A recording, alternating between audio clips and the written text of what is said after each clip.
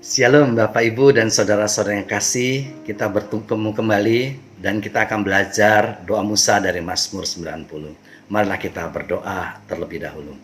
Tuhan, kami bersyukur pada malam kedua pre-Pentakosta ini kami boleh datang kembali ke hadapan Tuhan dan kami mau belajar firman-Mu. Berilah hikmat bijaksana pertolongan pada kami untuk dapat mengerti firman Tuhan, untuk kami pegang dan kami lakukan dalam hidup kami. Dalam nama Tuhan Yesus kami berdoa. Amin.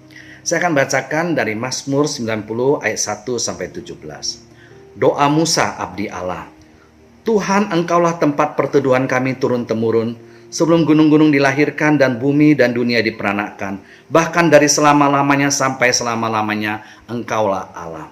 Engkau mengembalikan manusia kepada debu dan berkata, kembalilah hai anak-anak manusia, sebab di matamu 1000 tahun sama seperti hari kemarin apabila berlalu, atau seperti suatu giliran jaga di waktu malam. Engkau menghanyutkan manusia, mereka seperti mimpi, seperti rumput yang bertumbuh di waktu pagi, berkembang dan bertumbuh, di waktu petang lisut dan layu. Sungguh, kami habis lenyap karena murka-Mu dan karena kehangatan amarah-Mu kami terkejut. Engkau menaruh kesalahan kami di hadapan-Mu dan dosa kami yang tersembunyi di dalam cahaya wajah-Mu. Sungguh, segala hari kami berlalu karena gemas-Mu. Kami menghabiskan tahun-tahun kami seperti keluh. Masa hidup kami 70 tahun, dan jika kami kuat 80 tahun. Dan kebanggaannya adalah kesukaran dan penderitaan, sebab berlalunya buru-buru dan kami melayang lenyap. Siapakah yang mengenal kekuatan murka-Mu dan takut kepada gemas-Mu? Ajarlah kami menghitung hari-hari kami sedemikian, hingga kami beroleh hati yang bijaksana. Kembalilah ya Tuhan, berapa lama lagi? Dan sayangilah hamba-hamba-Mu. Kenyangkanlah kami di waktu pagi dengan kasih setia-Mu, supaya kami bersorak-sorai dan bersukacita semasa hari-hari kami. Buatlah kami bersukacita seimbang dengan hari-hari Engkau menindas kami, seimbang dengan tahun-tahun kami mengalami celaka. Biarlah kelihatan kepada hamba-hamba-Mu perbuatan-Mu dan semarak-Mu kepada anak-anak mereka. Kiranya kemurahan Tuhan Allah kami atas kami, dan teguhkanlah perbuatan tangan kami. Ya, perbuatan tangan kami, teguhkanlah itu. Hingga sekian pembacaan firman Tuhan. Saudara, Musa adalah seorang pemimpin yang gemar berdoa. Ada beberapa doa Musa yang dicatat dalam Alkitab, baik dalam kitab Pentatyus, yaitu 5 kitab Musa, maupun dalam kitab Mazmur. Mazmur 90 ini adalah salah satu doa Musa. Di awal Mazmur dengan jelas dikatakan, doa Musa abdi Allah. Ini menyatakan bahwa ini adalah doa Musa yang dipanjatkan kepada Tuhan. Dia sebagai seorang hamba Tuhan yang menaikkan doa kepada Tuhan. Dari Mazmur 90 ini, apa yang kita bisa pelajari tentang doa Musa? Setidaknya ada 4 hal yang kita bisa pelajarin. Yang pertama, Musa memulai doanya dengan memuliakan Tuhan. Itu yang kita bisa pelajari dari ayat pertama sampai ayat kedua. Musa memulai doanya dengan memuliakan Tuhan. Dia menyadari bahwa Tuhanlah tempat perteduhan dia turun-temurun. Dia berkata, Tuhan, Engkaulah tempat perteduhan kami turun-temurun. Tuhanlah tempat perteduhan. Generasi datang dan pergi, tetapi Tuhan tetap peduli dan memperhatikan anak-anaknya. Dan dia percaya Tuhan itu kekal dan Tuhan tetap peduli. Dia mengatakan sebelum gunung-gunung dilahirkan dan bumi dan dunia diperanakan, bahkan dari selama-lamanya sampai selama-lamanya Engkaulah Allah. Tuhan sudah Allah ada sebelum dunia diciptakan, dan dia Allah untuk selama-lamanya. Karena dia adalah Tuhan yang kekal, dia dapat menjadi tempat perteduhan turun-temurun. Karena dia sudah ada dan tetap ada. Dia selalu eksis, dia selalu ada di mana kita memohon kepadanya, di mana kita mencari wajahnya. Saudara, hal yang kedua kita bisa belajar adalah Musa menyadari kefanaan manusia. Itu yang kita bisa pelajari dari ayat yang ketiga sampai ke-6. Musa menyadari bahwa hidup manusia itu adalah temporal. Suatu saat kita akan mati. Dalam ayat 3, Musa mengatakan, Engkau mengembalikan manusia kepada debu dan berkata, kembalilah hai anak-anak manusia. Saudara, hidup kita itu fana. Suatu hari kita akan mati. Oleh karena itu, apa yang dapat kita banggakan di hadapan Tuhan? Hidup kita itu singkat. Suatu waktu kita ada, suatu waktu kita nggak ada lagi. Segala sesuatu ada waktunya. Jadi jangan bangga, saudara. Mungkin kita diberikan kelebihan. Jangan kita banggakan itu di hadapan Tuhan. Jangan kita sombongkan itu di hadapan orang lain. Karena kita tahu semua itu akan segera berlalu.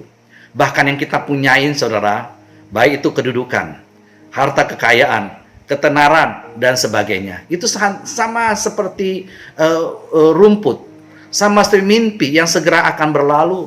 Musa nyatakan itu dengan tegas sekali. Dia mengatakan, engkau mengenyangkan manusia, mereka seperti mimpi, seperti rumput yang bertumbuh di waktu pagi, berkembang dan bertumbuh di waktu petang, lisut dan layu.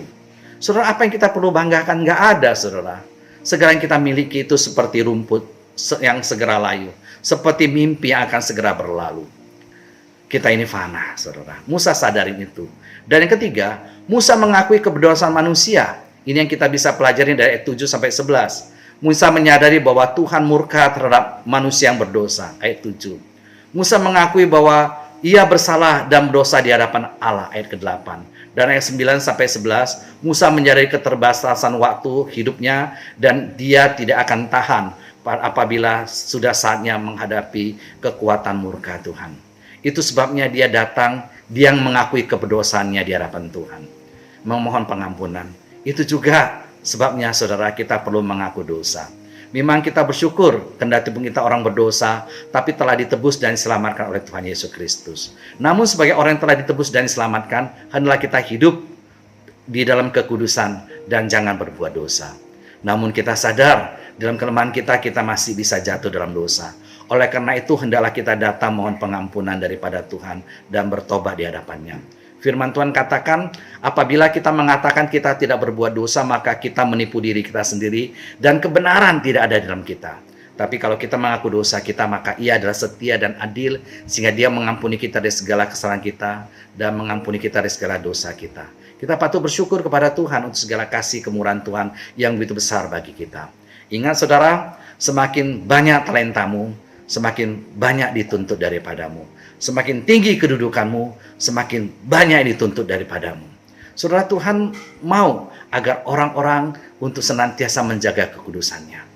Semakin orang memiliki kedudukan misalnya di suatu gereja, mungkin dia sebagai pendeta, dia sebagai penatua, dia sebagai pengurus komisi dan sebagainya. Saudara, semakin kita punya kedudukan, saudara, kita harus semakin waspada. Sebab kesalahan kita bisa menjadi batu sandungan bagi orang lain. Lebih daripada itu, saudara, kita semakin tinggi kedudukan, semakin banyak tuntutan Tuhan kepada kita. Ini dialami oleh Musa. Di dalam Alkitab dikatakan Musa punya kesalahan yang saya yakin dia sangat sesali sekali. Yaitu dia tidak menjaga kekudusan dan kehormatan Tuhan. Itu terjadi di Meriba, saudara. Dalam Bilangan pasal yang ke-20 dinyatakan kepada kita.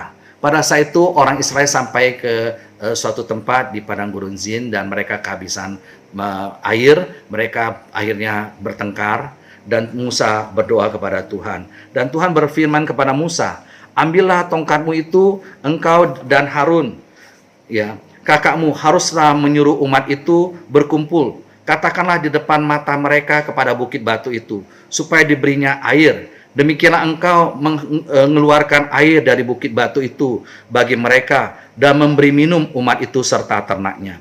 Lalu Musa mengambil tongkat itu dari hadapan Tuhan seperti diperintahkannya kepadanya. Ketika Musa dan Harun telah mengumpulkan jemaat itu di depan bukit batu itu, berkata ia kepada mereka, dengarlah kepadaku, hai orang-orang durhaka. Apakah kami harus mengeluarkan air bagimu dari bukit batu itu? Sesudah itu Musa mengangkat tangannya, lalu memukul bukit batu itu dengan tongkatnya 2 kali. Maka keluarlah banyak air, sehingga umat itu dan ternak mereka dapat minum. Tetapi Tuhan berfirman kepada Musa dan Harun, karena kamu tidak percaya kepadaku dan tidak menghormati kekudusanku di depan mata orang Israel, itulah sebabnya kamu tidak akan membawa jemaah ini masuk ke negeri yang akan kuberikan kepada mereka. Itulah mata air Meriba, tempat orang Israel bertengkar dengan Tuhan, dan ia menunjukkan kekudusannya di antara mereka. Jadi Tuhan murka kepada Musa. Kesalahannya apa, saudara? Ada yang mengatakan, kesalahannya karena dia memukul batu 2 kali. Disuruh perintah 1 kali, dia 2 kali. Padahal kalau kita baca, Tuhan nggak memerintahkan pukul batu 2 kali atau 1 kali. Tuhan katakanlah di depan mata mereka kepada bukit batu itu, supaya diberinya air. Demikianlah engkau mengeluarkan air dari bukit batu itu bagi mereka dan memberi minum umatku itu serta ternaknya. Tapi apa yang dilakukan oleh Musa? Musa ketika mengumpulkan umat Israel, dia berkata kepada mereka, "Dengarlah kepadaku, hai orang-orang durhaka, apakah kami harus mengeluarkan air bagimu dari bukit batu ini?" Di sinilah masalahnya, saudara. Saudara, Tuhan katakan di depan mata mereka kepada bukit batu itu supaya diberinya air. Tapi Musa berkata, "Dengarkanlah ya, apakah kami harus mengeluarkan air bagimu dan dari bukit batu ini?" Saudara, dia mencuri kemuliaan Tuhan. Seolah dia yang bisa melakukannya, bukan Tuhan. Seolah itu adalah karena kekuatan kuasanya sehingga dapat mengeluarkan air. Sebenarnya bukan itu, saudara. Tuhan yang mengeluarkannya. Saudara, semakin tinggi kedudukan kita, tuntutannya semakin besar. Musa sebagai pemimpin umat Israel, sebagai abdi Allah, seharusnya dia harus tetap meninggikan Tuhan.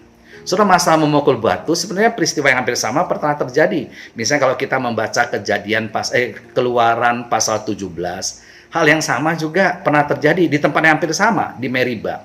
Di dalam Keluaran pasal 17, di sana Tuhan berfirman kepada Musa, ya. Sama juga pada saat itu orang Israel bertengkar di sana, dan Tuhan berfirman kepada Musa, "Di atas gunung batu di Horeb, haruslah kau pukul gunung batu itu, dan dari dalamnya akan keluar air sehingga bangsa itu dapat minum." Demikianlah diperbuat Musa di depan mata ketua-tua Israel. Dinamai tempat itu Masa dan Meriba, oleh karena orang Israel bertengkar dan oleh karena mereka telah mencobai Tuhan dengan mengatakan, "Adakah Tuhan di tengah-tengah kita atau tidak?"